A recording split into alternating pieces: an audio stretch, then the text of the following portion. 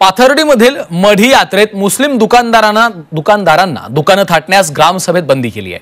मुस्लिम व्यापारी यात्रेतील परंपरा पाळत नाहीत, त्यामुळे गावकऱ्यांनी केलेल्या या ठरावामुळे आता राजकीय वाद पेटू लागलाय।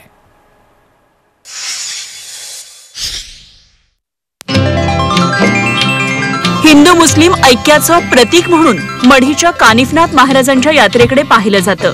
भटक्यांची पंढरी समजल्या जाणाऱ्या या यात्रेला राज्यच नव्हे तर राज्याबाहेरूनही भाविक येतात। होळीपासून सुरू होणारी ही यात्रा गुढीपाडव्यापर्यंत चालते। यंदा यात्रेनिमित्त ग्रामसभा भरवली गेली, मात्र यामध्ये अजब ठराव केला गेला। मुस्लिम दुकानदारांना या यात्रेत व्यवसाय करायला बंदी घातलीये। मुस्लिम व्यापारी यात्रेतल्या परंपरा पाळत नाहीत असं कारण पुढे केलं आहे।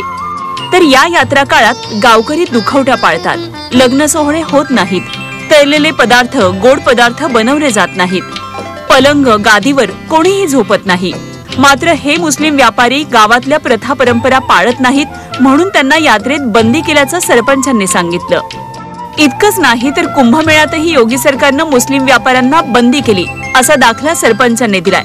तसंच गेल्या यात्रेवेळी मुस्लिम दुकानदारांनी भाविकांशी गैरवर्तन केलं होतं असा आरोपही त्यांनी केला आहे।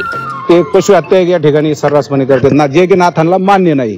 गेले 4 वर्षापासून आम्ही पशु हत्या ठिकाणी बंद केलेली आहे आणि म्हणून यामुळेच ह्या सगळ्या कारणामुळे हिंदूंच्या कुठेतरी भावना दुखावल्या गेलेल्या आहेत, नाथ भक्तांच्या भावना दुखावल्या गेलेल्या आहेत, म्हणून आम्ही हा ग्रामपंचायतीने ठराव घेतलेला आहे। या ठरावाविरोधात वंचित बहुजन आघाडीनं आक्रमक पवित्रा घेतलाय।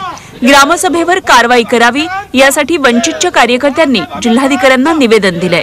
मढी येथील जो काय असंविधानिक ठराव मंजूर करण्यात आलेला आहे त्या संविधानाच्या विरोधात जाहीर निषेध नोंदवून त्या ग्रामपंचायत विरोधात आणि जे काही विद्यमान सरपंच असतील, ग्रामपंचायत सदस्य असतील आणि श्री चैतन्य कानिफनाथ महाराज यांच्या देवस्थानच्या जे कमिट्या असतील त्यांनी जो ठराव मंजूर केला त्यांना संमती दर्शवली, त्या सर्वांवर कायदेशीर कारवाई करण्यात यावी।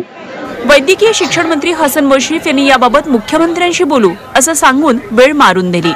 मी ते वाचलं, ते मी मुख्यमंत्री महोदयांना बोलीन याबद्दल। मत्स्य आणि बंदर विकास मंत्री नितेश राणे यांनी या निर्णयाचं स्वागत केलंय। अशा पद्धतीचे निर्णय अगर विविध गावांनी घेतले असतील त्यांच्या इकडच्या उत्सवासाठी ते निश्चित पद्धतीने स्वागतार्ह आहे। कारण का जे आपल्या मूर्ती देवी देवतांनाच मानत नाही त्यांनी तिथे येऊन व्यवसाय का करावा, म्हणून तो निश्चित पद्धतीने स्वागतार्ह निर्णय, मी त्यांचं अभिनंदन करेन।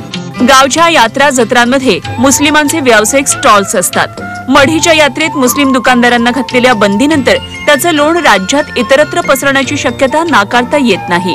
अहमदनगरहून लैलेश बारगसेसह ब्युरो रिपोर्ट, मुंबई।